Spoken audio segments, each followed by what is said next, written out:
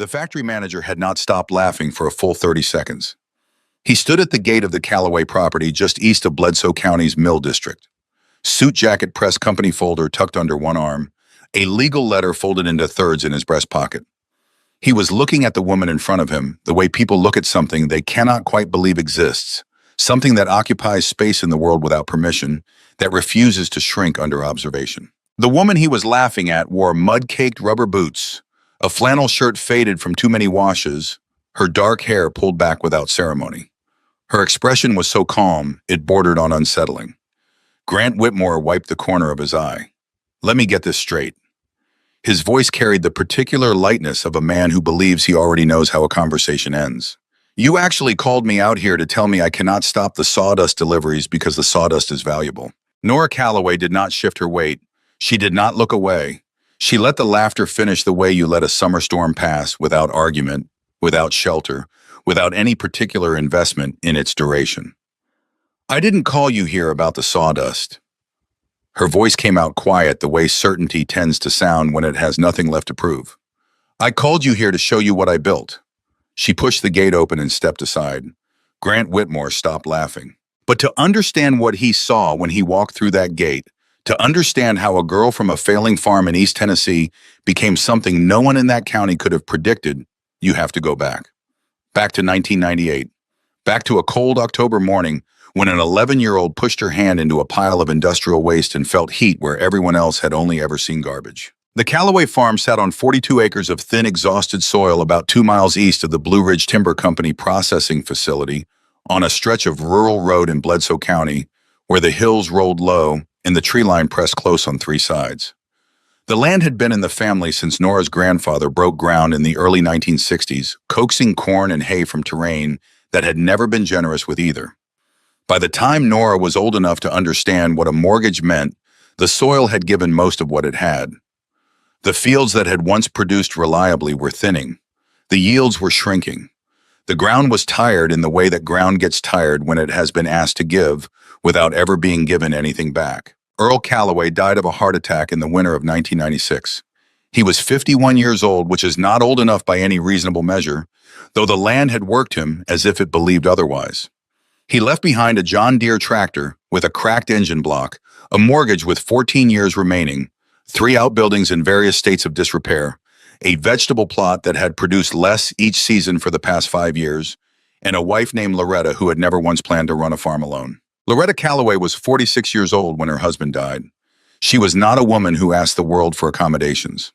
She was built from the particular kind of Tennessee stubbornness that does not announce itself, that does not require an audience, the kind that simply keeps the lights on and the property taxes paid and the refrigerator from going empty. She took on part-time bookkeeping work at a hardware supply company in town. She ran the vegetable operation herself, rising before the sun, finishing after dark, moving through the property with the quiet efficiency of someone who has already grieved everything that can be grieved and is now simply working.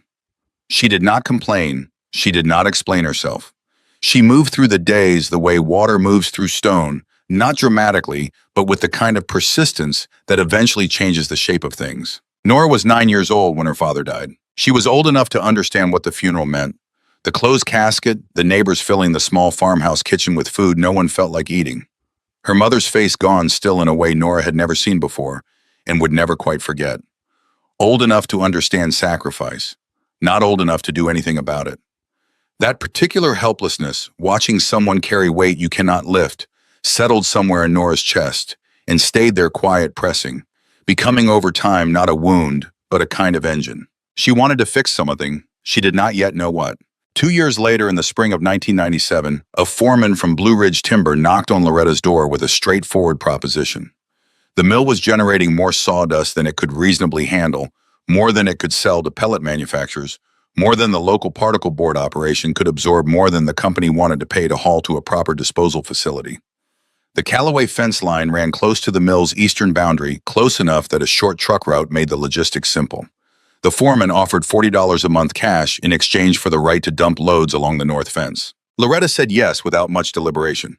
$40 was $40, and $40 in those years was the difference between a bill paid on time and a bill paid late, which was the difference between sleeping and not sleeping. Every Tuesday and Friday after that, a flatbed truck backed through a gap in the chain link fence at the north edge of the property and offloaded its cargo. The sawdust came in shades of pale yellow and ash white, smelling of cedar and pine, and something faintly sweet underneath like sap that had been pressed into fiber and left to breathe. The mounds built slowly at first, 1 by early summer, 2 by August, 4 by the end of the first season. They sat against the fence line like quiet intruders, drawing attention from the road, drawing comments from neighbors who had nothing more constructive to observe. The Braddock family to the south ran cattle on their land and had strong opinions about property aesthetics.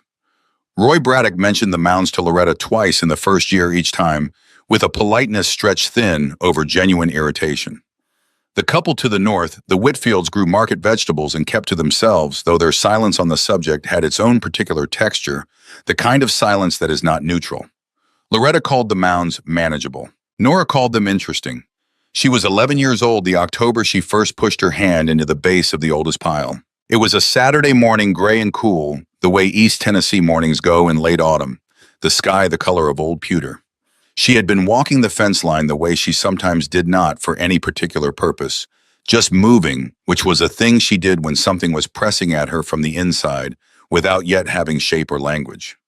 The mounds were taller than her, by then the largest one nearly 14 feet at its peak, pale at the surface and darker toward the base, where the material had been compressed by its own weight over months. She stopped at that first mound, studied it for a moment the way she studied things that had not yet given up their logic.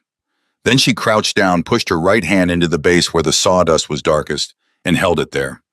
41 degrees Celsius. She knew what that number meant because she had learned to estimate temperature by feel years earlier, helping her father check seedling beds in the equipment shed during cold spring nights. The center of that pile was generating heat in October. Not the residual warmth of afternoon sun, the pile was shaded by the fence itself. Something inside it was producing heat from within heat that had no external source heat that could only come from biological activity operating at a scale she had not yet learned to name. She pulled her hand out, stared at her palm. The sawdust clung to her skin in fine, pale filaments. She did not tell her mother. She did not mention it to anyone at school. She simply returned the following morning, crouched at the same spot, pressed her hand into the same place. Still warm. She came back a third time, a fourth. The heat persisted for weeks, steady as a pulse, indifferent to the dropping temperatures outside. Something was happening inside that pile that the world had decided was not worth looking at. Nora had already learned in the 2 years since her father died that the world was frequently wrong about what deserved attention. She began paying attention. The Bledsoe County Public Library had a modest agricultural section wedged between home improvement manuals and a row of outdated encyclopedias. Nora worked through it systematically the way she worked through most things, without announcing her intentions, without asking for guidance, moving shelf by shelf with the particular focus of someone who suspects the answers in the room but has not yet located the right page. She was not looking for confirmation of anything she already believed. She was looking for the mechanism, the reason, the explanation for why a pile of wood waste on a failing farm in Tennessee was generating its own heat in the middle of autumn. She found a soil science textbook, thin and water-stained, published by a Tennessee Agricultural Extension in 1987. She found a composting guide produced by the USD. Its cover faded to a pale green. She found a journal article her science teacher, Mr. Aldred, photocopied for her after she asked about microbial decomposition, not because she had been assigned to learn about it, but because she had asked a specific enough question that he recognized something worth feeding. She copied terms into her notebook in small, careful handwriting. Microbial decomposition, carbon to nitrogen ratio, humic acid formation, thermophilic bacteria. She wrote the definitions herself in her own words the way she had learned that understanding actually works, not transcription, but translation, not copying, but digesting. Then she went back to the mounds and wrote down what she observed. Pile 1 temperature at center, 38 degrees Celsius. Rain overnight, surface crusting visible. Pile 3 temperature at center, 41 degrees Celsius. Steam visible at base during morning cold. Pile 2, no steam. Pile 2 is youngest, less time for microbial activity to establish. She was 12 years old, writing field notes in a spiral notebook with a cracked green cover. and she had begun to understand something that would take her years to fully articulate, that sawdust does not simply sit. Given the right conditions, it transforms. Wood fiber, cellulose, lignin, trace minerals breaks down under microbial pressure, releasing heat, altering its chemistry, becoming over months and years something that looks remarkably like the dark, crumbling topsoil that depleted farmland desperately needs. The problem, as she would learn the hard way, was that the process had to be managed. Raw sawdust dropped directly onto growing soil did not help. It competed. High-carbon material decomposing in place locked up nitrogen as it broke down, starving whatever grew nearby. Done carelessly, it acidified the soil, shifted its pH into ranges hostile to most vegetables. The transformation Nora had been watching was happening inside the mounds themselves, not because the mounds were inherently helpful, but because they were contained, piled, compressed, given time. The key was in the conditions. The key was always in the conditions. She filed this understanding away. She kept watching. In the spring of 1999, Nora made her first serious mistake. She had been reading about partially decomposed wood material that had been in a mound for over a year, darker in color, reduced in volume, and had found references suggesting it could be incorporated into growing beds in thin layers. The key word, which she had not yet fully absorbed, was partially. 1 year of decomposition in a passive, unmanaged pile was not equivalent to finished compost. The carbon-to-nitrogen balance in that material was still dramatically skewed toward carbon, and carbon-heavy material in active decomposition was precisely the wrong thing to introduce to a root zone. She convinced Loretta to let her spread a thin layer of the darkest material from the base of the first pile across 2 rows of sweet potatoes. It was the most pragmatic argument she could make. The rows were underperforming. The material was free, and she had read something that suggested it might help. Loretta agreed the way she agreed to most of Nora's requests without elaborate discussion, extending a trust she could not quite explain but saw no reason to withhold. The plants emerged in May, small and pale. By June, they were yellowing from the base up the leaves, going the color of old paper. Nitrogen starvation, the precise failure Nora had not yet understood to prevent. The decomposing sawdust had consumed the available nitrogen in the soil around it, leaving the plant roots with nothing to draw on. The ground had been trying to process what she gave it, and in doing so had taken everything the plants needed. Loretta walked those 2 rows once and said nothing. She did not need to. The rows said everything. Nora pulled the plants herself, dug the material back out by hand, stood at the edge of the garden with her hands smelling of half-rotted wood and her mind running the error backward, tracing it to its origin. She went back to her notebook and wrote, "Sweet potato trial failed. Cause insufficient decomposition time. Hypothesis carbon to nitrogen ratio too high. Need nitrogen amendment at the pile level, not the soil level." Then she sat at the kitchen table that evening with a pencil and worked through the arithmetic. A ratio of 25 to 30 parts carbon for every 1 part nitrogen by weight. Sawdust was carbon dense in its raw form, hundreds to 1. To bring that ratio into the functional range for decomposition, she needed to add nitrogen. Not synthetic fertilizer, which she could not afford. Organic nitrogen. Manure. Kitchen scraps. Grass clippings. Material with enough nitrogen in its profile to balance the equation when combined with the sawdust in the pile itself, before any of it touched the growing beds. She had a source of nitrogen available that she had not yet thought to use. Roy Braddock's cattle operation directly to the south produced more waste than the family spread on their own pastures. She went to Loretta the next morning with a proposition. Trade fresh vegetables, whatever the farm could spare, for the right to collect manure from the Braddock operation twice a month. Loretta raised her eyebrows slightly. Nora explained the chemistry as clearly as she could at 12 years old, which was clearer than most adults managed when they were explaining something they had genuinely worked to understand. "I made a mistake." Nora's voice was even without drama. "I know what I did wrong. I know how to fix it." Loretta looked at her daughter for a long moment. "Then go talk to Roy Braddock." Roy Braddock was not an easy man to approach. He was large-weathered, operating under the permanent impression that his neighbors were doing things incorrectly and that it would be impolite to say so directly, though the indirectness rarely survived first contact. When Nora appeared at his fence line on a Saturday afternoon, he studied her from across the gate with the expression of a man who was not accustomed to being surprised by anything, least of all, a 12-year-old girl with a proposition. She laid out the arrangement plainly. Manure for vegetables, twice monthly collection. She had a wheelbarrow and could manage the transport herself. Braddock looked past her at the Callaway property, at the fence line, with its growing row of mounds at the patchy vegetable beds, visible beyond. "What do you need the manure for?" he asked. "To fix the ratio in the compost piles." He studied her again. Something shifted in his expression, though he did not let it show fully. "Fine," he said and walked back toward his barn without further comment. It was not warmth, it was not approval. But it was a yes, and Nora was not in the business of requiring more than yes from people who were not yet ready to offer it. By the summer of 2002, the mounds numbered 11 and stretched nearly 80 meters along the north fence line. The volume of material arriving from Blue Ridge Timber had not diminished.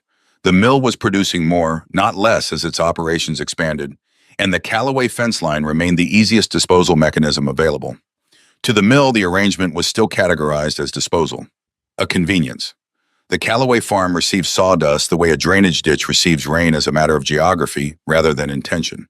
The neighbors had developed opinions at the conversational level. People driving the county road slowed down near the Callaway property the way people slow down near accidents, not stopping, just looking, recalibrating their understanding of what was happening on that stretch of land. The mounds were visible from the road. They were large. They did not in any obvious sense look like the beginning of something. At school, the Braddock boy Connor, a year ahead of Nora in the county, Consolidated Middle School had begun calling her Sawdust Girl sometime around 7th grade.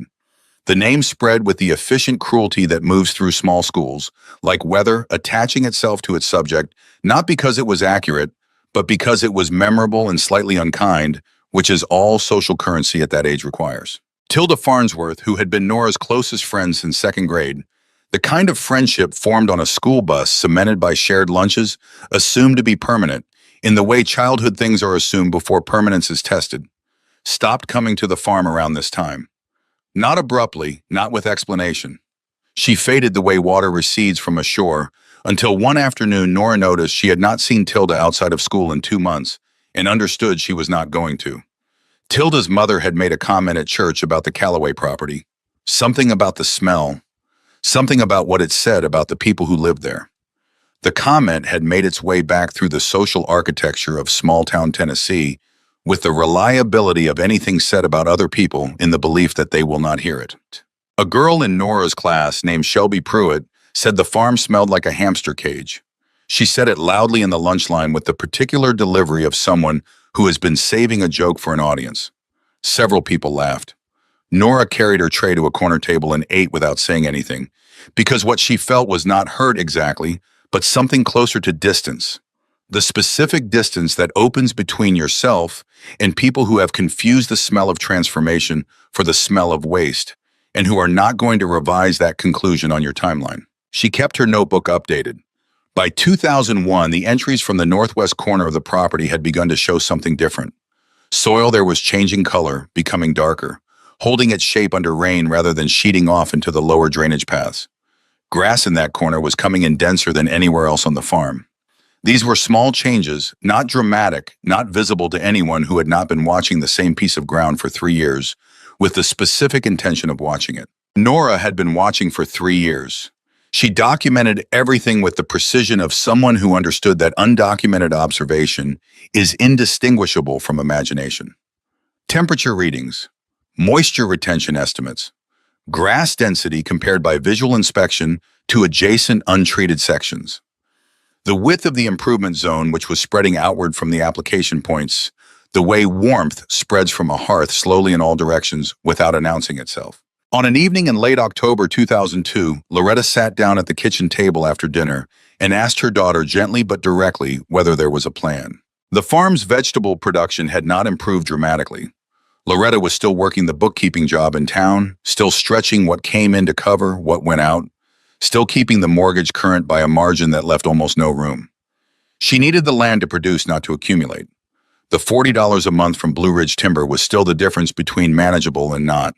In some months, but the visual reality of 11 large mounds growing along the fence line was a separate kind of pressure, the pressure of a thing that looked like failure to everyone driving past. She asked without accusation, without impatience.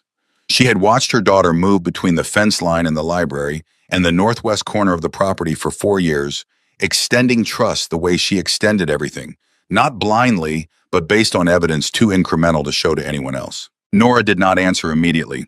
She went to her room and came back with a notebook open to the photographs she had been taking since 1999 with a disposable camera she had asked for as a birthday gift. The Northwest Corner season by season, year by year. 5 photographs side by side. The difference in those photographs was not spectacular.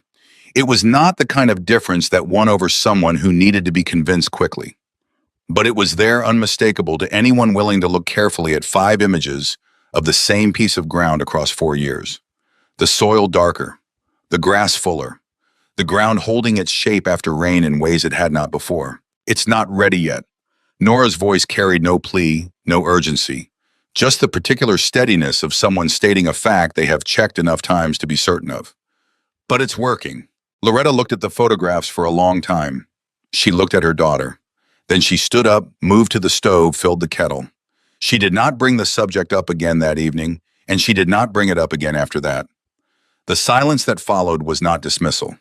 It was the particular trust of a woman who has watched her child pay close, careful attention to a problem for 4 years and has decided that attention itself is a form of answer even before the results are fully visible. By 2004, Nora was 17, and the changes in the Northwest Corner had extended to nearly a third of the 42 acres. Not dramatically, not in ways anyone passing the property would have noticed. But the soil in those sections was measurably different, darker in color, less prone to compaction after rain holding moisture in ways that pale and sandy ground cannot. The vegetable beds she had been testing in the improved sections were producing at yields the Callaway property had not seen in at least a decade. She had also begun to understand through continued reading that what she was producing in the mounds was not simply compost. The combination of sawdust, manure, kitchen waste, and the consistent management of moisture and turning was generating a specific kind of material, thermally processed, microbially rich, carrying a profile of trace minerals and humic compounds that commercial compost often lacked entirely. She had no laboratory, no spectrometer, no access to formal soil testing beyond what the county extension publications described in qualitative terms. What she had was observation compounded over 6 years, a growing body of evidence too consistent to dismiss and too patient to fake. The mounds had become in the minds of Bledsoe County a kind of permanent embarrassment, the sort of detail people mention when cataloging what is wrong with a stretch of road. The Callaway girl and her sawdust, the farm that smells like something, the property that never quite recovered after Earl died. These narratives had a texture and a persistence that had nothing to do with what was happening at ground level in the Northwest Corner in the notebook stacked on the shelf in Nora's room. She was not angry about this. Anger would have required her to believe those narratives carried authority over the facts. She had spent 6 years watching the facts change in ways the narratives had not accounted for and showed no interest in revising. In the summer of 2005, Nora turned 18. She had finished high school the previous spring, declining her guidance counselor's suggestion about community college programs, deflecting her mother's gentle questions about next steps.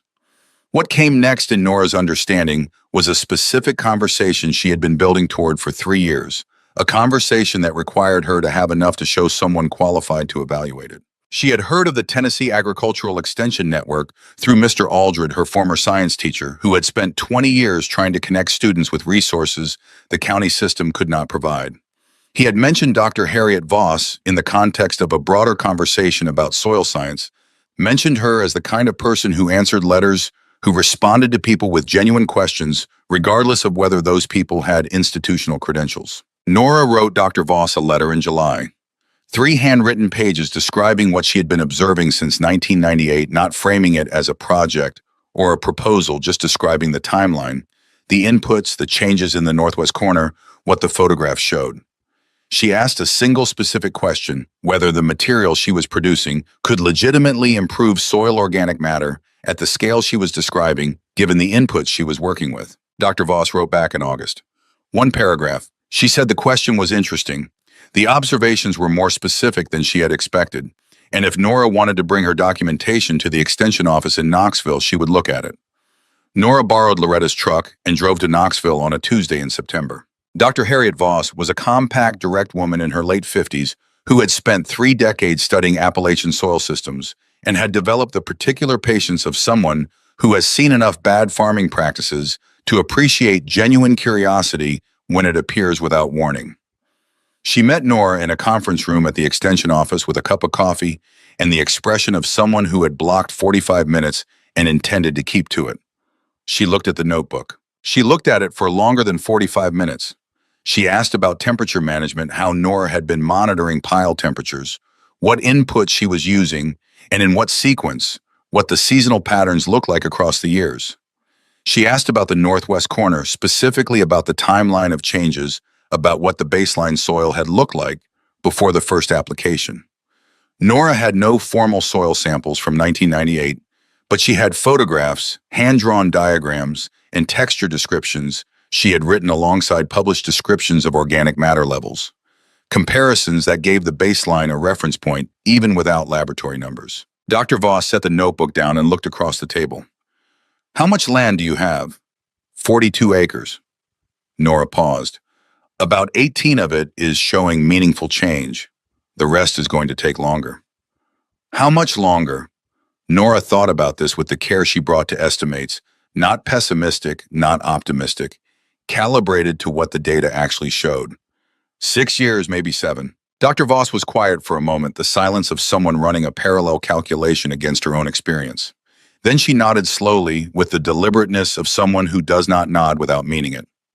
"That's probably right, if you keep doing what you're doing." Those 9 words landed in Nora's chest like something solid being placed in her hands. Not like a compliment, she would have mistrusted a compliment which requires no verification. Like being handed a piece of equipment she had spent years building toward and being told it was structurally sound. She drove home through 4 hours of East Tennessee dark, through hills with no streetlights, down the county road that ran past the Blue Ridge Timber Facility, and then past the Callaway fence line, the old mounds barely visible in the headlights as she turned in. She sat in the truck in the driveway for a long while before going inside. The lights were off in the farmhouse.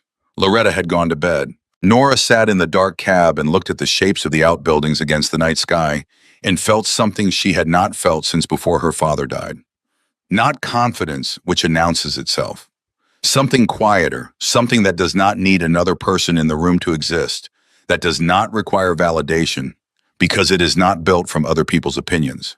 She had no better word for it than certainty, so that was the word she used. She went inside, set her keys on the hook by the door, and went to bed with the notebook under her arm. Outside, the mounds were 11 in number, stretching 80 meters along the north fence. They smelled of cedar in the cold September air. Inside, the oldest ones at their dark, compressed centers, the temperature held at 38-39 degrees heat, generated entirely by organisms too small to see working, without acknowledgement on a transformation that no one outside this property had thought worth watching. Except one person. She had been watching since she was 11 years old. She had 6 more years to go. 6 years felt by now like a manageable problem. The Red Wigglers arrived in a cardboard box on a Tuesday in March 2006, packed in damp newspapers shipped from a vermiculture supplier out of Cookeville. Nora had read about vermicomposting in an agricultural bulletin from a Midwestern University extension. Read it twice then, a third time the way she read things, that opened doors she had not previously known existed.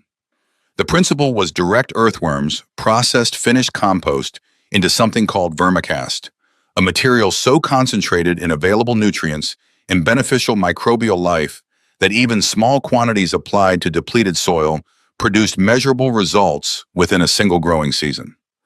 Gram for gram, vermicast outperformed standard compost by a margin that would have seemed implausible if the research behind it had not been consistent across multiple independent studies conducted across different soil types in different states. She built the worm beds herself from scrap lumber salvaged from the equipment shed, 6 rectangular frames, each 4 feet wide and 8 feet long, arranged in 2 rows inside the section of the old outbuilding that had once stored Earl's hay equipment. The frames were lined with burlap filled with finished compost from the most processed sections of the mounds, moistened to the consistency the bulletin specified.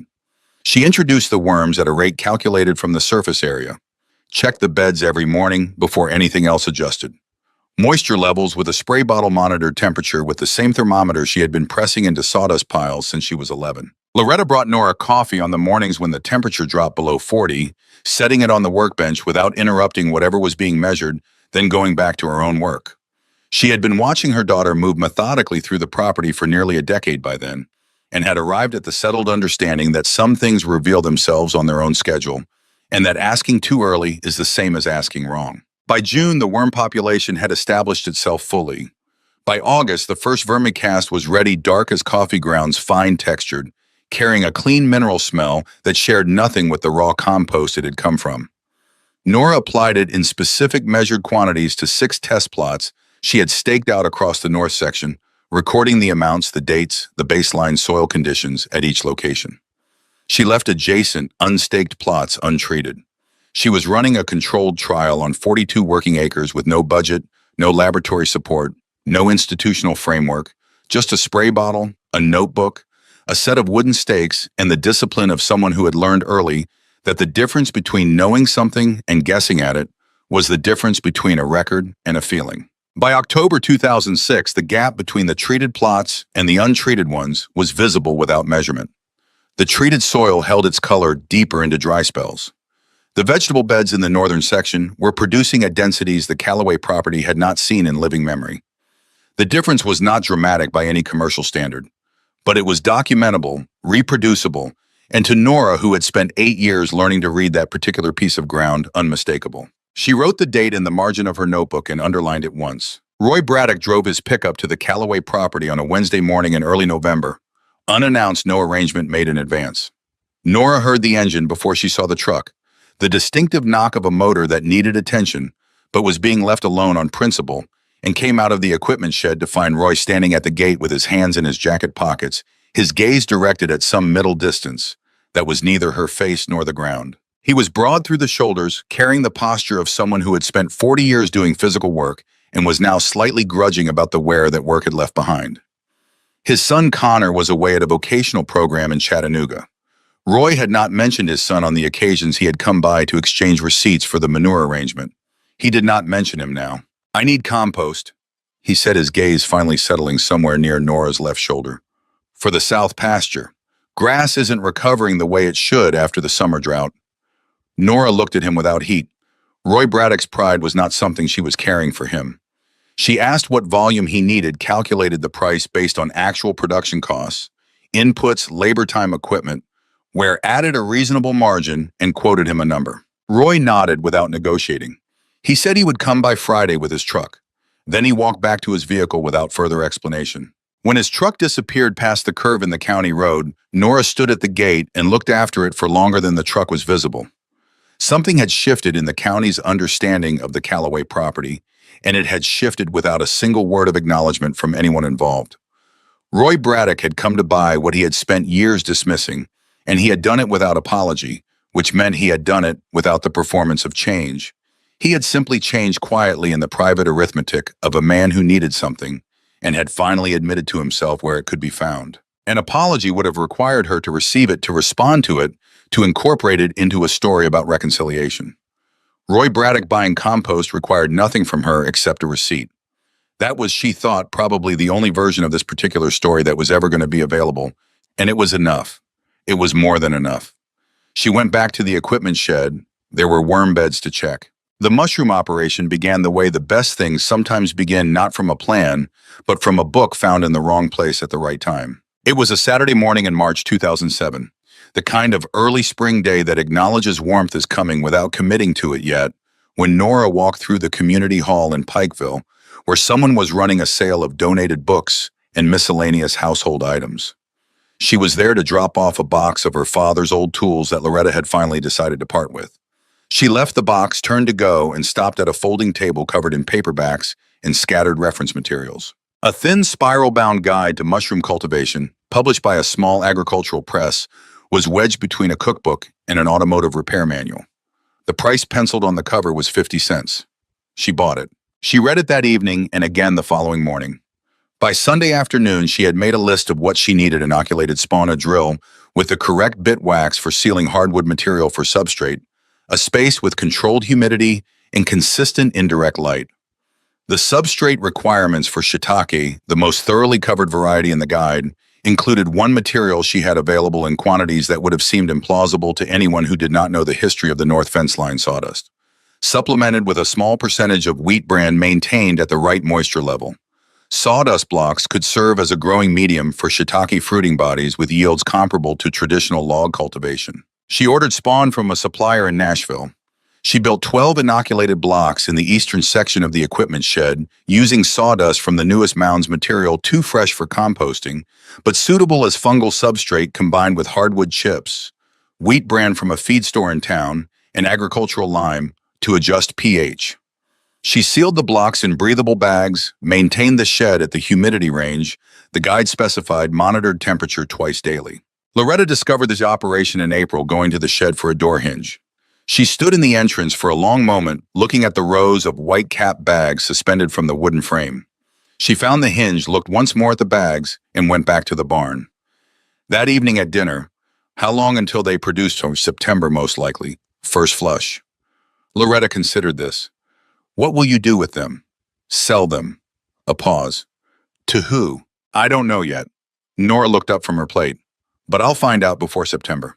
The first flush came on a Thursday in late September, the cap spreading wide in the shed's controlled humidity.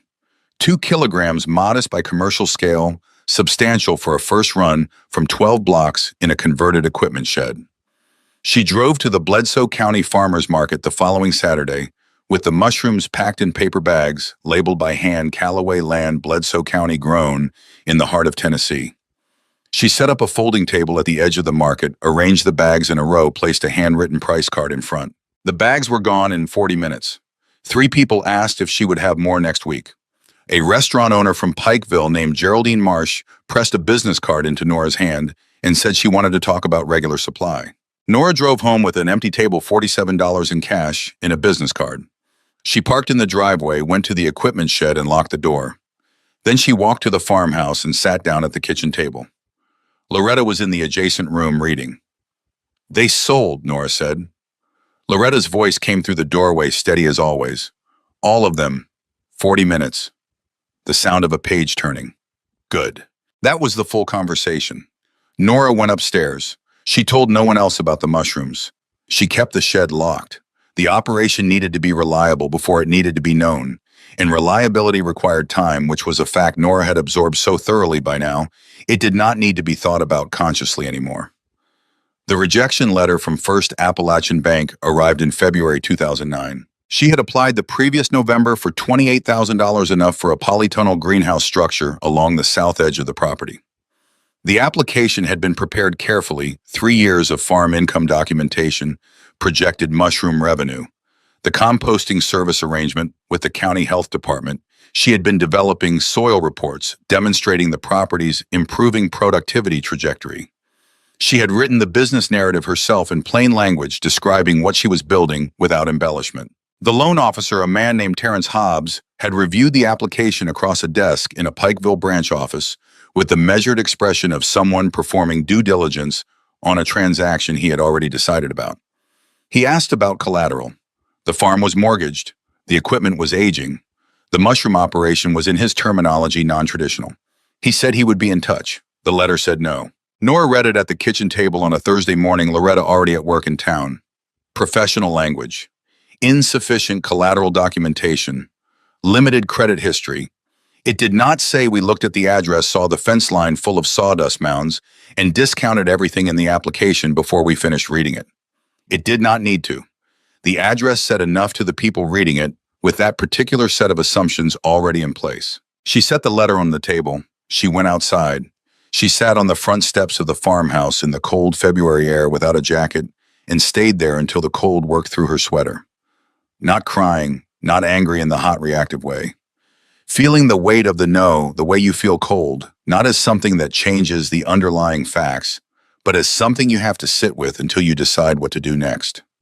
She went inside and made coffee. She pulled up the USDA Beginning Farmer Loan Program she had seen referenced in an agricultural newsletter the previous year, but had not pursued, having assumed the bank would be simpler. The application process was more involved. The timeline was longer. The requirements were different. She spent 3 evenings completing it at the kitchen table after Loretta went to bed. A single lamp lit the farm quiet around her. She sold the accumulated mushroom inventory she had been holding for a second restaurant account. She found a supplier in Georgia selling polytunnel framing on a payment plan originally designed for school greenhouse programs. She bought the first section of framing in March, the second in May, the third in August. She assembled the greenhouse herself, working in sections over weekends, recruiting Loretta for the heavy frame placements, digging the anchor trenches by hand. The first polytunnel was operational by October 2009, running 40 feet along the south edge of the property, oriented to maximize winter sun angle, a calculation she had made from a solar geometry chart in a library book applied to the specific latitude of Bledsoe County. She planted winter greens before the first frost. By December, she was selling lettuces, kale, spinach, and specialty herbs to 2 county restaurants, including Geraldine Marsh's operation in Pikeville.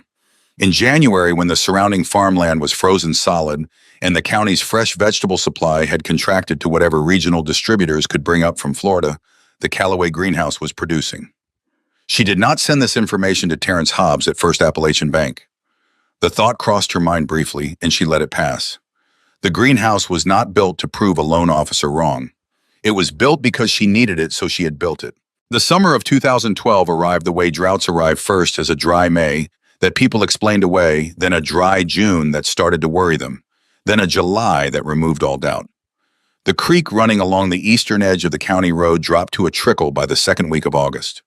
The sky held an unrelenting pale blue that stopped feeling like summer around the third week and started feeling like a sustained problem. Nora lost roughly a third of her open field vegetable production. The rainwater irrigation system she had built was not designed for an absence.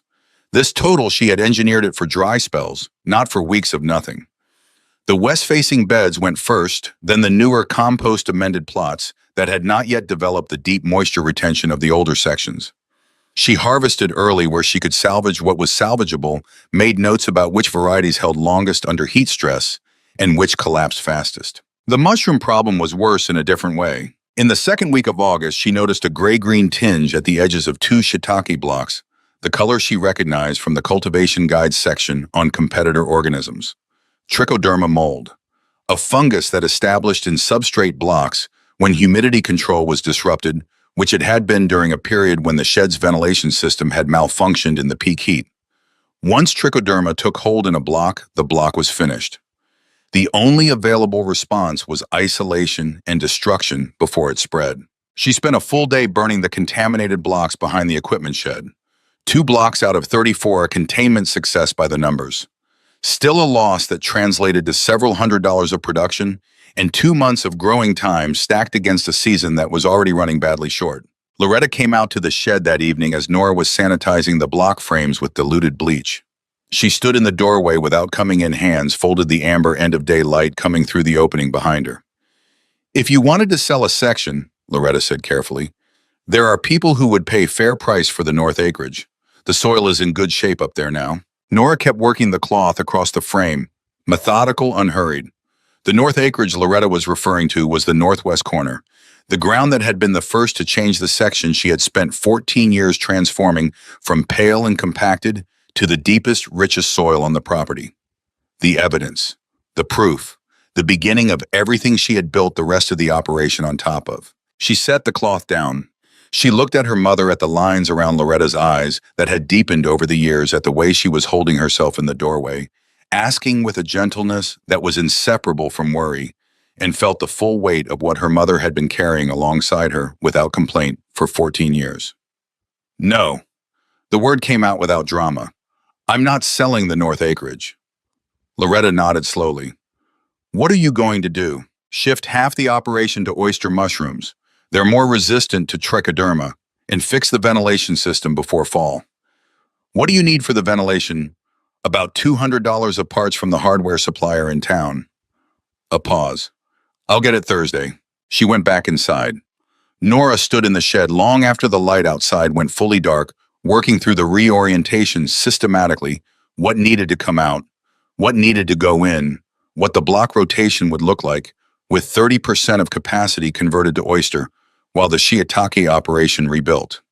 She was not catastrophizing. She was not spiraling into worst-case scenarios. She was planning which was what she did instead of either of those things. The drought was a fact. The contamination was a fact.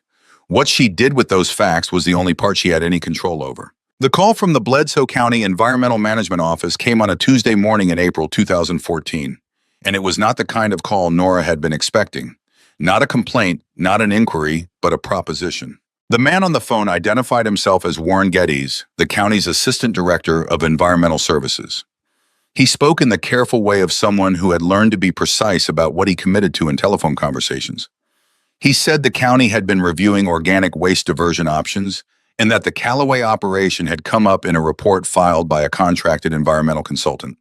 He wanted to know if Nora would be interested in a formal service arrangement. She told him she would be interested in discussing it. They met at the farm the following week.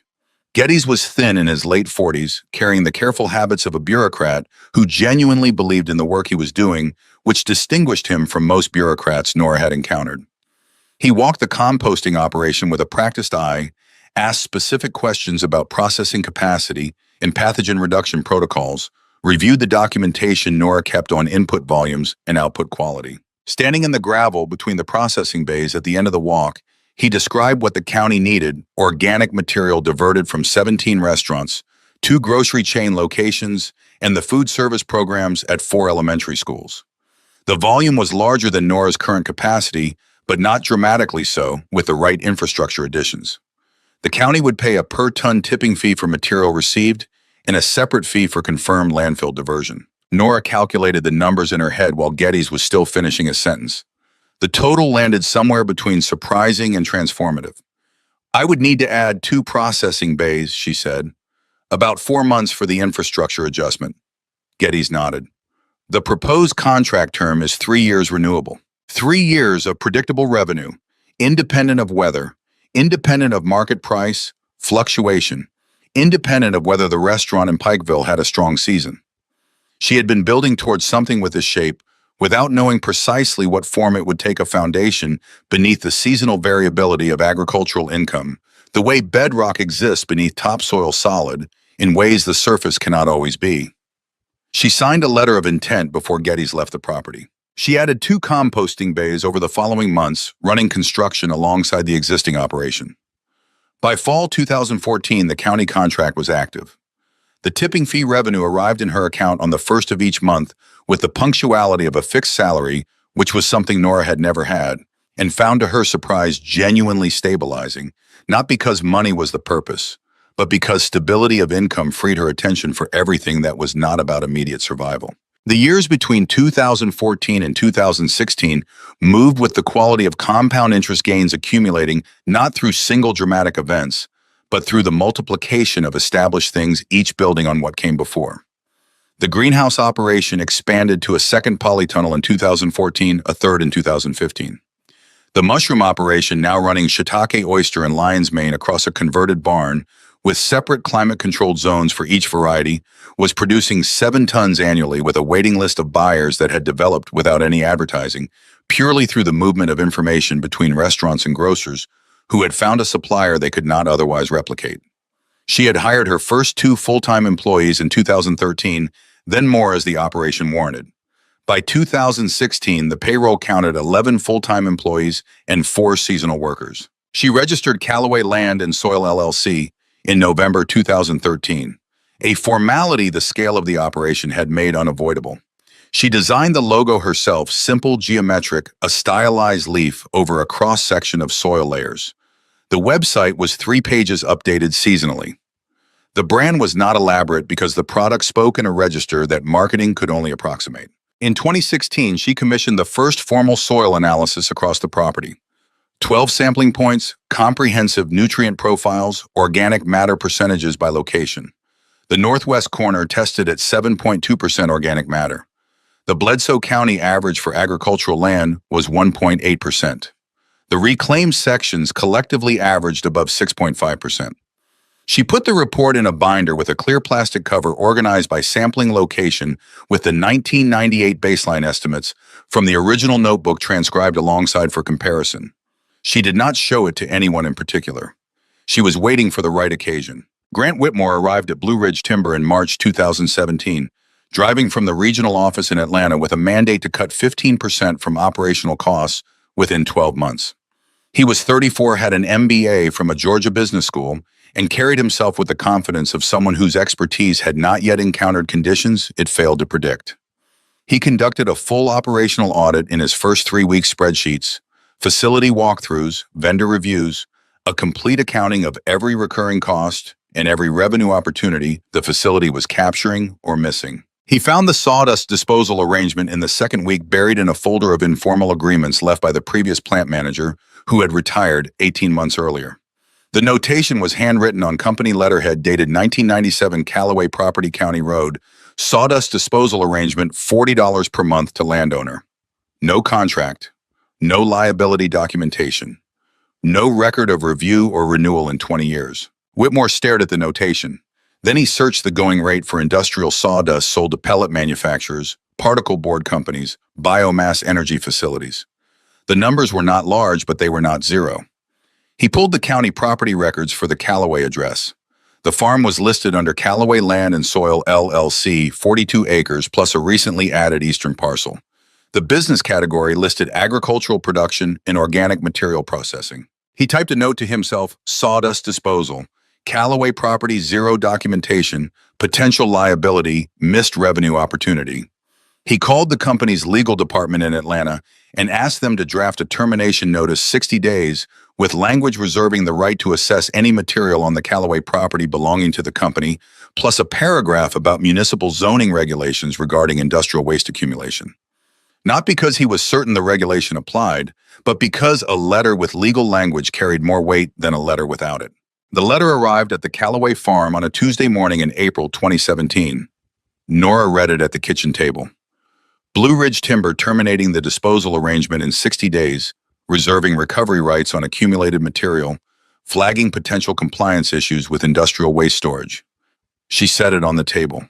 She looked out the window at the farm, at the 3 greenhouses glinting in the April morning light, at the processing bays beyond, at the fields already running green. She picked up the phone and called the number on the letterhead. She asked for Grant Whitmore by name. When he came on the line, she told him she would appreciate a meeting at the property at his earliest convenience. Her voice carried nothing that sounded like alarm because there was no alarm in her to carry. She had been preparing for some version of this conversation for 19 years. She had not known who would be sitting across from her when it arrived, but she had known it would arrive. Grant Whitmore scheduled the meeting for a Thursday morning 2 weeks out, slotting it between a vendor call and a facilities review as though it were an errand rather than an appointment.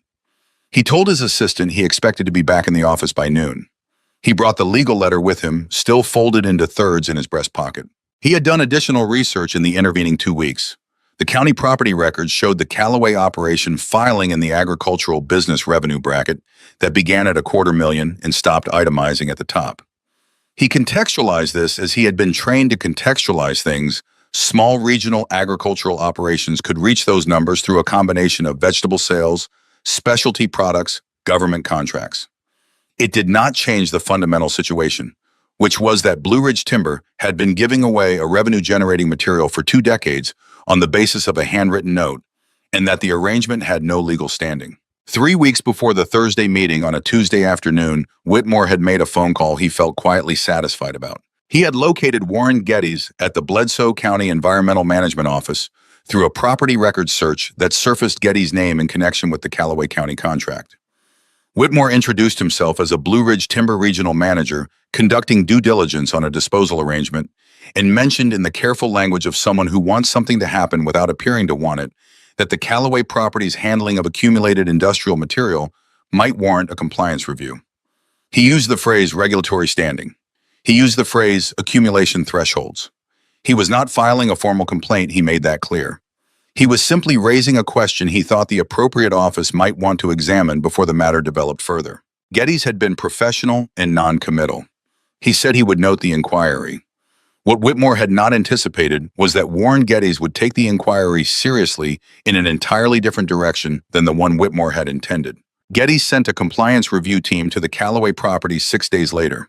The team was led by a senior environmental inspector named Rhonda Caulfield, who had spent 19 years reviewing organic material processing facilities across the state of Tennessee and had developed a practiced eye for the difference between an operation performing compliance for an audience and an operation that had simply built compliance into its structure over many years. She and her junior technician spent 4 hours at the Callaway farm reviewing the processing bays, the input documentation, the output testing records, the county contract, the operating procedures posted in the processing shed. They collected samples from 3 composting stages for laboratory analysis. The laboratory results confirmed what the visual inspection had already indicated. The Callaway operation met every applicable state standard for certified organic waste processing facilities, met them not at the threshold, but with the margin of a system that had been running correctly for long enough that correctness was structural rather than performed. Caulfield drafted the certification paperwork herself, expediting the filing through channels it would normally take months to travel. She had been doing this work long enough to recognize when something deserved to move quickly. The Tennessee Certified Organic Waste Processing Facility certificate arrived at the Callaway farm 8 days before Grant Whitmore did. Nora read the certificate twice when it arrived. She placed it in the binder behind the soil analysis report and mentioned it to Loretta, who looked at it for a moment, nodded once, and handed it back. Whitmore arrived at the Callaway property at 9 in the morning on the Thursday he had scheduled. He parked on the county road's shoulder because the gravel driveway was occupied 2 pickup trucks, a flatbed with greenhouse framing material, a small delivery vehicle with a local restaurant name on the side. He walked to the gate. Nora was already there holding a clipboard she finished reading before she looked up. She wore boots with dried mud from the previous day, a flannel shirt that had been washed past its original color. When she looked up, her expression offered him nothing useful to interpret. No hostility, no eagerness, just attention. He looked to his left along the fence line and saw, instead of the mounds he had expected from the disposal records, a row of planted spruce trees, young but well-established, their lower branches forming a windbreak along the full north boundary. Where 20-year-old company records showed waste accumulation, there was a living structure. He filed this away without yet knowing what to do with it. Then he looked at her and he laughed. 30 seconds genuine amusement at what he took to be the distance between expectation and reality. Let me get this straight. Still smiling.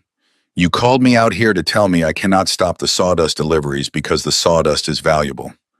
Nora let the laughter complete itself the way you let weather pass without interference, without rushing it. I didn't call you here about the sawdust. I called you here to show you what I built. She pushed the gate open and stepped aside. He walked through. What he saw first were the greenhouses. 3 polytunnel structures running along the south edge of the property, each 40 meters long, their white coverings diffusing the morning light.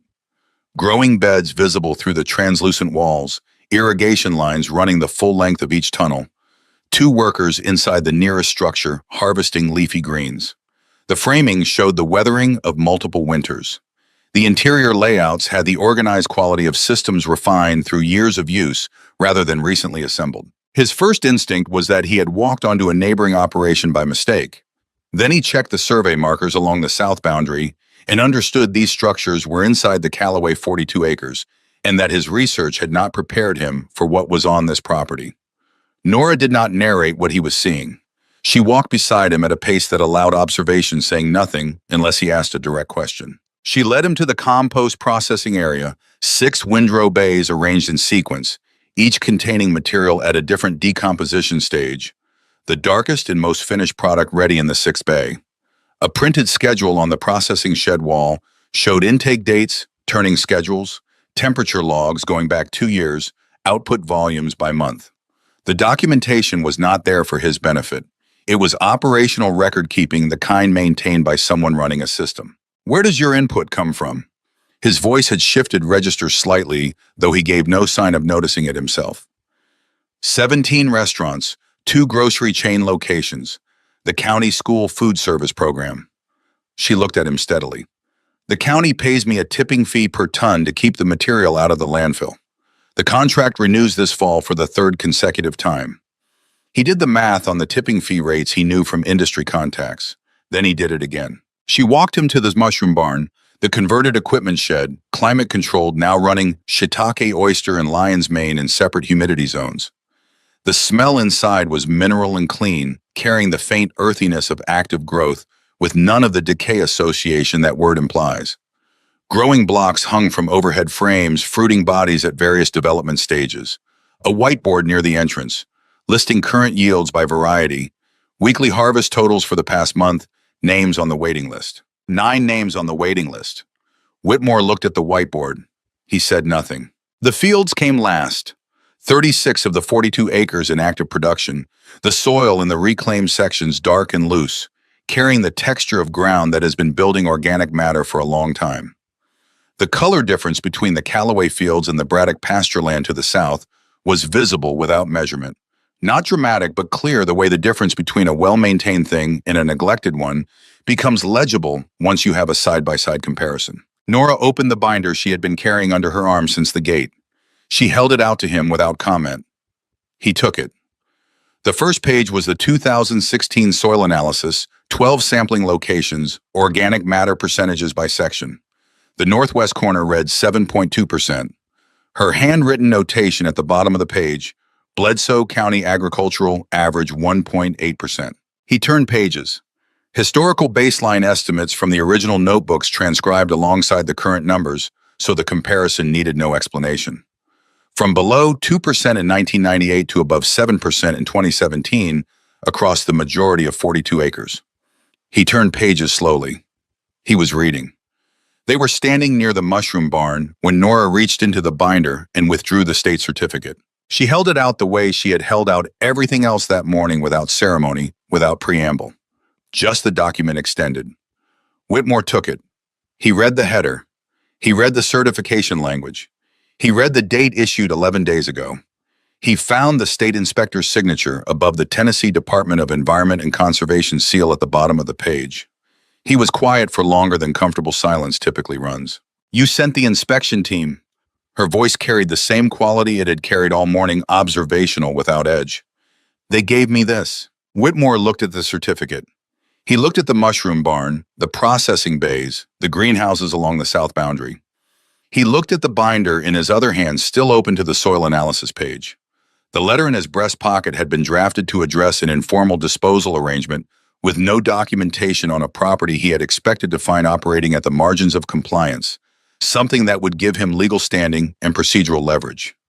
Instead, he was holding a state certification generated by the very inquiry he had initiated, issued to an operation generating, as he would confirm later, from the business filings over $800,000 in annual revenue, with 2 additional contracts under active negotiation. He had arrived with a letter in a 15-minute window. He had been on this property for 2 hours. The letter stayed in his pocket. He made 2 phone calls before getting back into the SUV. The first was to Blue Ridge Timber's legal department in Atlanta, hold the compliance letter development pending. He would explain in person. The second was to his regional director, a call he had not planned to make from a gravel driveway in Bledsoe County, but made because what he had just walked through required a conversation that exceeded his own authorization level. He drove back to the mill facility and spent the rest of the morning with the soil binder open on his desk and the state certificate beside it. He was running a different kind of calculation now, not disposal cost reduction, but supply chain analysis. Material value assessment. The question of whether what he had found on the Callaway property was a problem to be managed or an asset to be structured. Blue Ridge Timber ran a reforestation nursery program, modest in scale, partly regulatory, partly voluntary, producing seedlings for replanting on harvested land across 3 counties. The nursery had been purchasing growing medium from a supplier in North Carolina for 6 years. The medium was adequate. It was also expensive to transport, inconsistent in quality, across batches sourced from a facility the company had no visibility into and no relationship with. The Callaway compost had tested at nutrient and organic matter levels that exceeded what the nursery was using. The Callaway operation was 12 minutes from the mill by County Road. He called Nora Callaway from his office that afternoon. She answered on the second ring. He told her he wanted to propose a continued relationship. She told him she was willing to hear what he had in mind. He said he needed 2 weeks to put a formal proposal together with his regional director. Take your time. No edge in it, no performance of patience. Simply a fact she had been waiting 19 years for the right conditions to exist. 2 weeks was not a meaningful interval. The partnership agreement was signed in September 2017, 5 months after Grant Whitmore had arrived at the Callaway gate with a legal letter and a laugh he would not repeat. The terms were specific. Blue Ridge Timber would resume structured sawdust deliveries, not the informal dump arrangement of the previous 2 decades, but scheduled supply of designated grades separated at the mill by species and moisture content documented by both parties. In exchange, Callaway Land and Soil LLC would grant Blue Ridge Timber priority purchasing rights for finished compost product at a negotiated per ton price for use in the company's reforestation nursery program exclusively. The loop it created was not something either party had designed in advance. It had emerged from the logic of what each operation needed. The mill produced wood fiber it needed to move. The farm converted that fiber into soil amendment it needed buyers for. The nursery needed soil amendment it had been paying more for from further away. 3 problems, 1 circuit. The paperwork made it formal. The land had been demonstrating for nearly 20 years that it was possible. Whitmore shook Nora's hand in the conference room at the mill.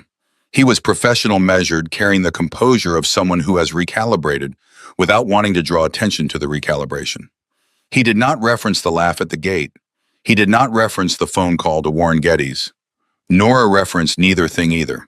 The agreement was what mattered.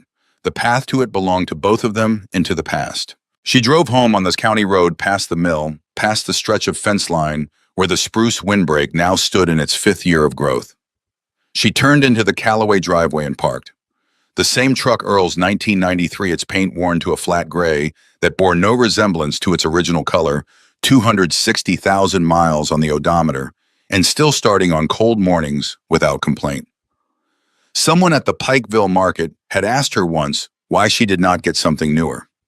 She had thought about it before answering. This truck remembers the days when no one believed in what we were doing. I want it to remember today too. Loretta was in the small flower garden she had maintained since Earl dyed marigolds along the south wall, a row of black-eyed Susans that returned each year without attention. She looked up when the truck came in. Nora held up the signed agreement without speaking. Loretta set down her trowel. She wiped her hands on her work pants. Then she walked past Nora toward the farmhouse without taking the document. Nora followed. Inside, Loretta moved to the stove. She filled the kettle and set it on the burner. Then she turned and walked to the window and looked out at the farm in the September afternoon light. Nora sat down at the table. They waited for the water to boil in the way that people who have spent decades working alongside each other can wait without filling the silence, without feeling any particular obligation to fill it.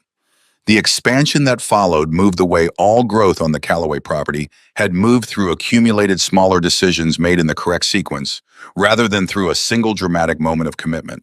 In 2018, Nora identified a 40-acre parcel 15 miles east of the original farm, offered for sale by an estate whose family had let the land sit unworked for a decade. The soil tested at under 2% organic matter across the board, compacted, depleted, structurally poor. In 1998, those numbers would have described the worst section of the Callaway farm. In 2018, they described a starting point Nora understood with complete precision.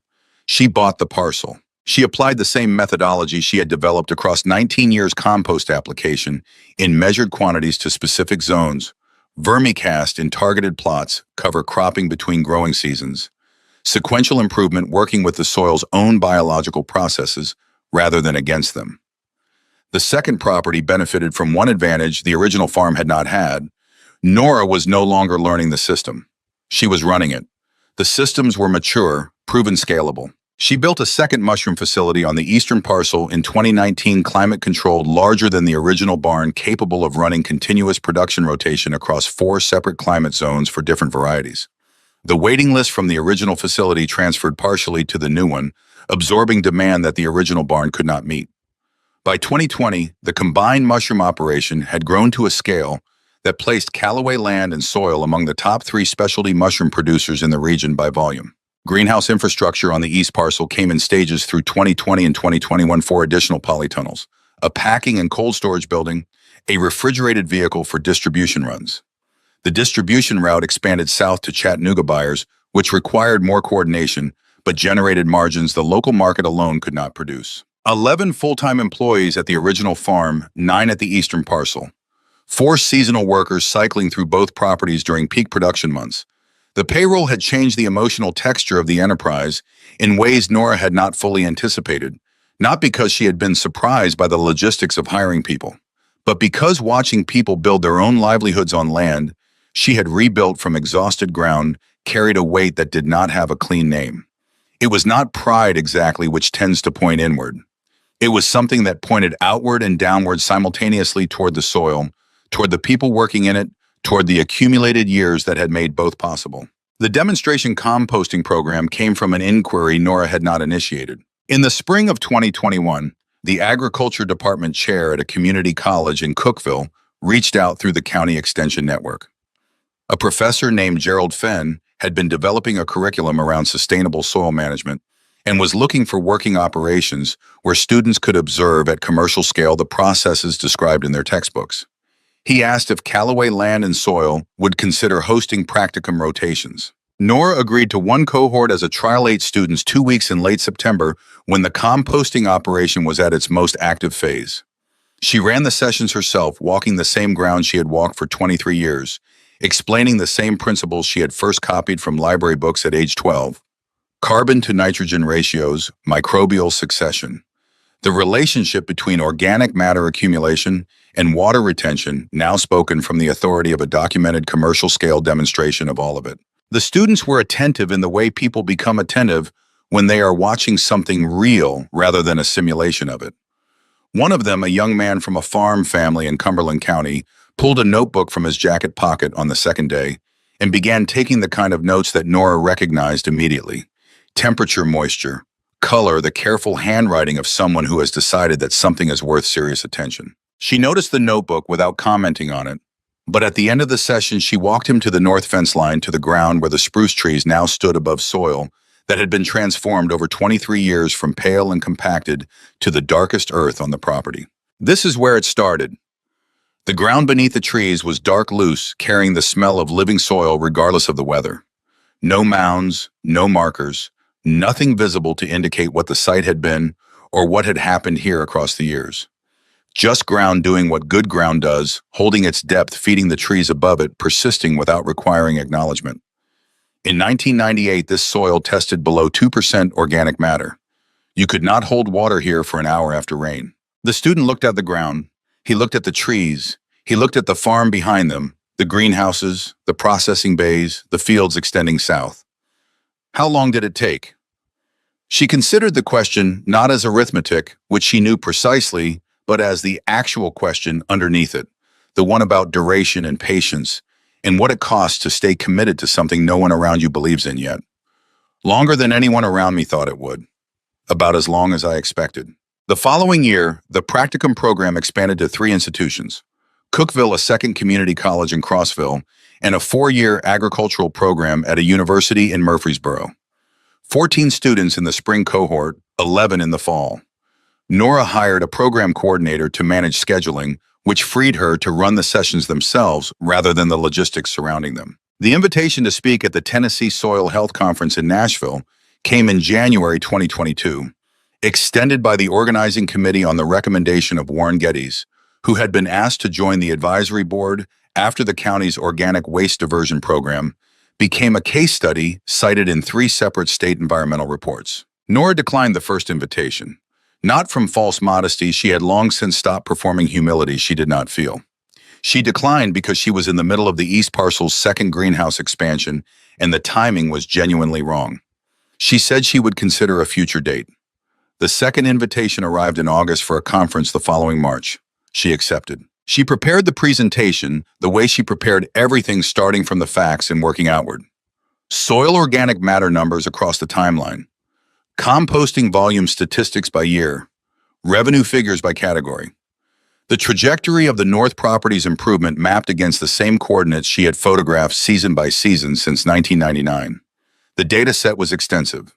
She edited it down to what was essential, which was a discipline she had been practicing for 23 years, identifying what actually mattered, and cutting everything that was merely present. She drove to Nashville on a Thursday morning in March 2023 in Earl's truck, now carrying 287,000 miles and the paint of a vehicle that has been used continuously for 30 years.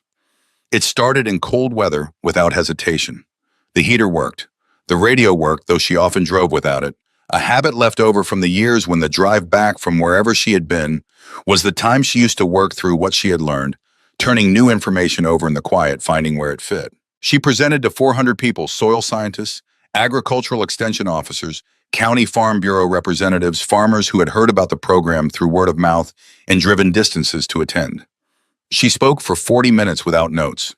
The data carried the weight. She only needed to walk the audience through what it meant. At the end, a soil scientist from Vanderbilt asked about replication potential, whether what she had built at Callaway was transferable to other contexts, or whether it depended on conditions too site-specific to function as a framework elsewhere.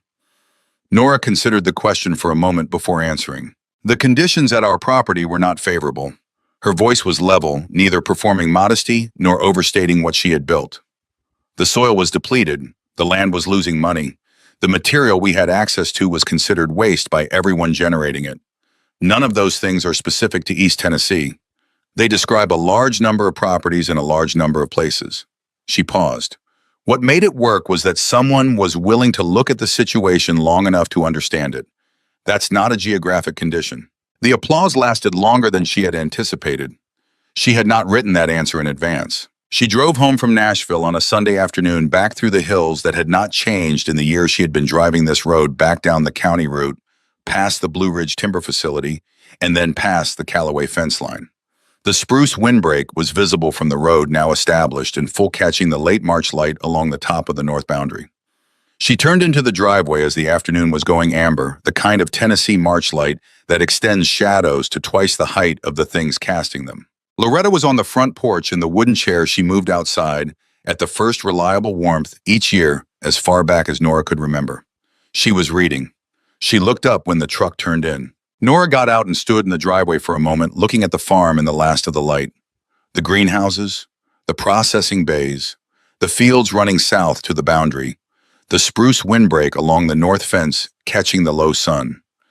25 years of accumulated decisions, each one following from the one before all of it, visible from one spot in the gravel driveway of a farm that had been failing when she was 9 years old. Her father had worked this land until it, and the work between them, had worn him out. Her mother had kept it from dissolving after he was gone quietly without asking for recognition. Nora had rebuilt it into something neither of them had imagined, starting from a pile of industrial waste and a heat she had felt with her hand and decided was worth understanding. Loretta set her book on the arm of the chair. She stood with the careful deliberateness of a woman who was 73 years old and had been working this land for decades, and came down the porch steps. She did not stop to ask about the conference or the presentation or the drive. She walked past Nora without pausing, moving toward the greenhouses at the pace of someone with somewhere specific in mind. Nora followed. They walked the length of the first greenhouse in the late light, Loretta's hand trailing along the outer wall of the polytunnel, touching the warm white surface with the lightness of someone checking whether something is real. Through the connector into the second tunnel, past the wintergreens already in production for April delivery. Through the end flap and into the third. The air inside was warm, controlled, carrying the green smell of things growing actively in a landscape that outside was still deciding between seasons. Loretta stopped near the center of the third greenhouse. She looked at the growing beds running the full length of the structure, at the plants in their rows, at the irrigation lines that Nora had run and rerun in sections over the years until they were exactly right. She did not speak.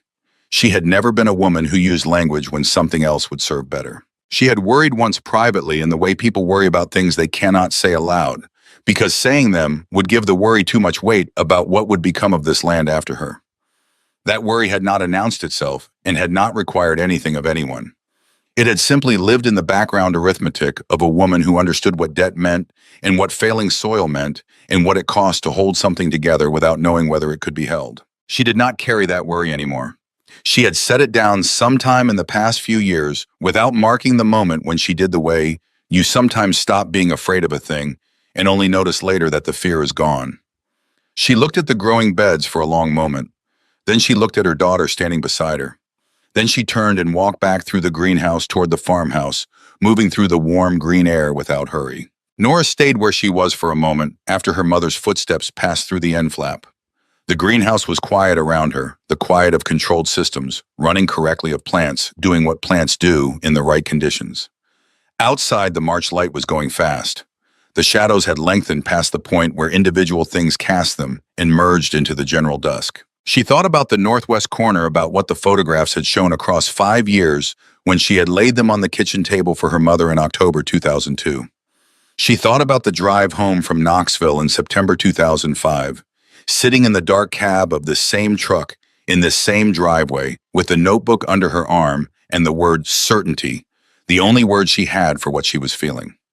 She thought about Roy Braddock driving up unannounced in November 2006, eyes directed at the middle distance, asking for compost without apologizing for anything that had preceded the request. There is a version of this story that is about money, the revenue, the contracts, the second property, the conference invitations, the state certification framed on the processing shed wall. Those things are real. They are documented. They matter in the ways that concrete outcomes matter. They are not the story. The story is about what Nora Calloway felt when she pushed her hand into the base of a sawdust pile in October 1998 and found heat where everyone else saw disposal. It is about the distance between what something is and what it can become, a gap that is invisible to people moving quickly, that becomes legible only to those willing to stay still long enough for their eyes to adjust to the actual conditions in front of them. Most of what the world considers waste is not waste. It is material that arrives somewhere inconvenient and was never examined long enough to be understood. Nora Calloway examined it. She examined it for 25 years with the particular patience of someone who had decided early that the examination was the work, that the results would follow from the examination and not from any shortcut around it. The north fence line where the Blue Ridge timber trucks had backed in and offloaded their cargo every Tuesday and Friday for 2 decades was a row of spruce trees now established and full, their lower branches laced together along the length of the north boundary. The ground beneath them was dark loose, carrying the smell of living soil, a smell with no analog in depleted ground that cannot be manufactured or approximated, that is produced only by years of biological activity accumulating in layers below the surface. The mounds were gone. The last of that material had moved through the composting system more than a decade earlier, transformed into the soil that now held everything built on top of it. Grant Whitmore drove away from the Calloway property in September 2017. Having signed an agreement he had not come to sign, having made 2 phone calls he had not planned to make, leaving a legal letter still folded in the pocket of his jacket. He had come to this property with a conclusion already drawn and a 15-minute window allocated to delivering it. He had spent 4 hours instead walking through 25 years of accumulated consequence, and he left with a different set of calculations running than the ones he had arrived with. He never laughed about the sawdust again. The gap between what something is and what it could become does not close by itself. It closes because someone looks at the full distance, makes a reasonable estimate of the time required, accepts that the estimate is probably accurate, and begins walking without waiting for anyone else to validate the direction. Nora Calloway had started walking in October 1998. She was still walking. The soil was dark beneath her boots when she finally came out of the greenhouse, loose and deep, holding the cold of the March evening in its upper layer, while the warmth that had accumulated over the season persisted just below the surface. She had not come to this specific spot deliberately. She had simply ended up here the way she sometimes ended up at the fence line when she was thinking through a problem, the way certain places accumulate meaning through repetition, until returning to them becomes something close to necessary. The spruce trees stood in their row along the north boundary. Their branches had grown together at the base into a continuous windbreak, and they held that formation the way things hold their shape when they have been given the right conditions and sufficient time. She looked at the ground for a moment, at what it was now, and at the knowledge held in the body rather than the mind, the way long knowledge tends to settle of what it had been. Then she turned and walked back toward the farmhouse where the kitchen light was on, and the work that would need doing tomorrow was already waiting. The way it had always been waiting, the way she expected it would always be.